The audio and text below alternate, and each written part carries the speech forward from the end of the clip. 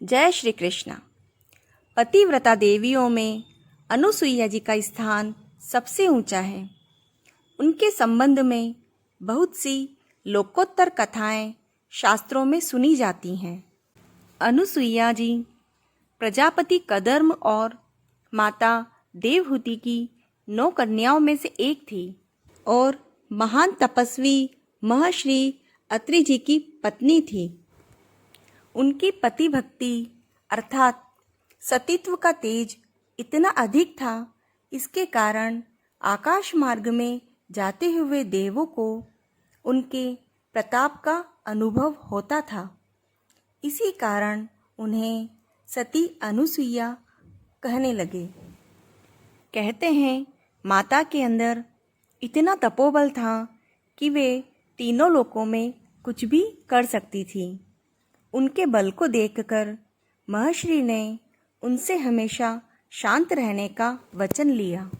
इसी संबंध में एक बड़ी रोचक कथा है।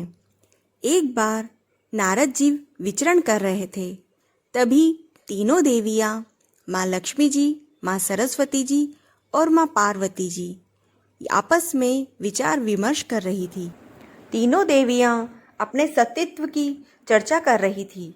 नारद जी उनके पास पहुँचे और उन्हें अत्रि महामुनि की पत्नी अनुसुईया जी के असाधारण पातिव्रत्य धर्म के बारे में बताया। नारद जी बोले, उनके समान पवित्र और पतिव्रता तीनों लोकों में नहीं है। तीनों देवियों को मन में अनुसुईया जी के प्रति ईर्ष्या होने लगी। तीनों देवियों ने माता अनुसुईया जी के पातिव्रत्य धर्म को खंडित करने के लिए अपने पतियों को कहा। तीनों ने उन्हें बहुत समझाया, पर वे राजी नहीं हुई। अंत में त्रिदेवियों ने ब्रह्मा विष्णु महेश को माता अनुसुईया जी के सतीत्व की परीक्षा लेने के लिए मना ही लिया। त्रिदेव महर्षि अत्रि के आश्रम पर मुनि वेश में पहुँचे। उस समय महर्षि अत्रि अपने आश्रम में नहीं थे। अतिथि के रूप में आए हुए त्रिदेवों का माता अनुसुईया ने स्वागत सत्कार करना चाहा, किंतु त्रिदेवों ने उसे अस्वीकार कर लिया।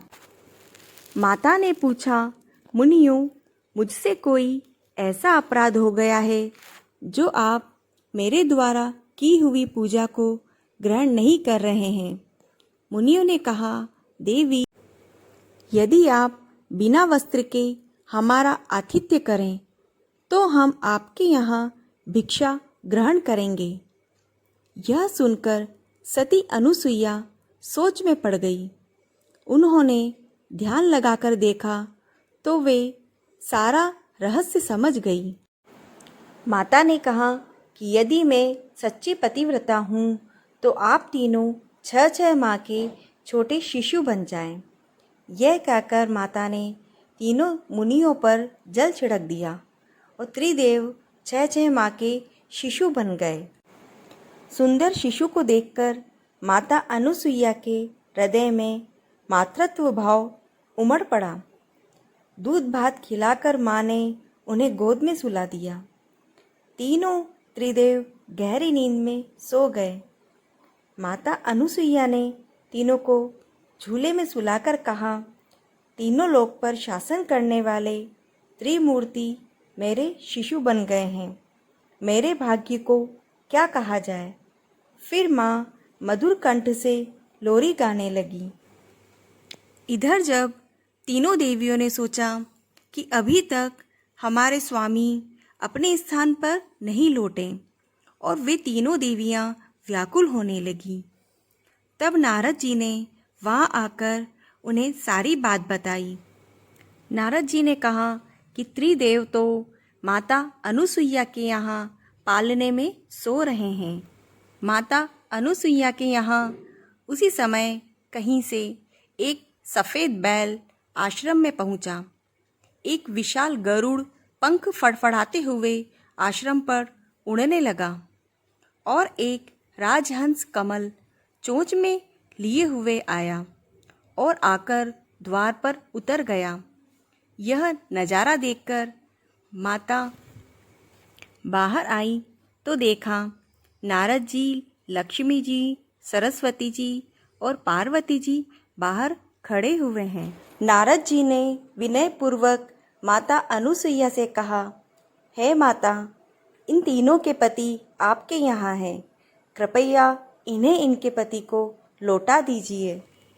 माता अनुसुईया ने तीनों देवियों को प्रणाम करके कहा, हे देवियों, झूले में सोने वाले शिशु अगर आपके पति हैं तो इन्हें आप ले जा सकती हैं। लेकिन जब तीनों देवियों ने तीनों शिशुओं को देखा तो एक समान लगने वाले तीनों शिशु गहरी निद्रा में सो रहे थे। इस पर लक्ष्मी, सरस्वती जी और पार्वती जी भ्रमित होने लगी। नारद जी ने उनकी स्थिति जानकर उनसे पूछा, आप क्या अपने पति को पहचान नहीं सकती? पहचान सकती हैं तो जल्दी जल्दी अपने पति को गोद में उठा लीजिए। देवियों ने जल्दी में एक एक शिशु को उठा लिया। वे शिशु एक साथ त्रिमूर्तियों के रूप में खड़े हो गए। तब उन्हें मालूम हुआ कि सरस्वती जी ने शिवजी को, लक्ष्मी जी ने ब्रह्मा जी को और पार्वती जी ने विष्णु जी को उठाया था। तीनों देवियां शर्मिंदा होकर दूर जाकर खड़ी हो गई। तीनों देवियों ने माता अनुसुईया जी से क्षमा याचना करी और यह सच भी बताया कि उन्होंने ही परीक्षा लेने के लिए अपने पतियों को बाध्य किया था।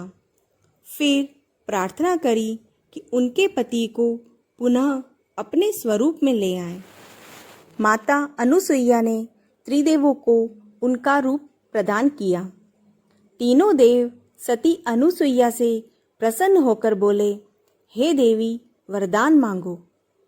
त्रिदेव की बात सुनकर माता बोली, प्रभु, आप तीनों मेरी कोख से जन्म लें, यही वरदान चाहिए, अन्यथा मत दीजिए।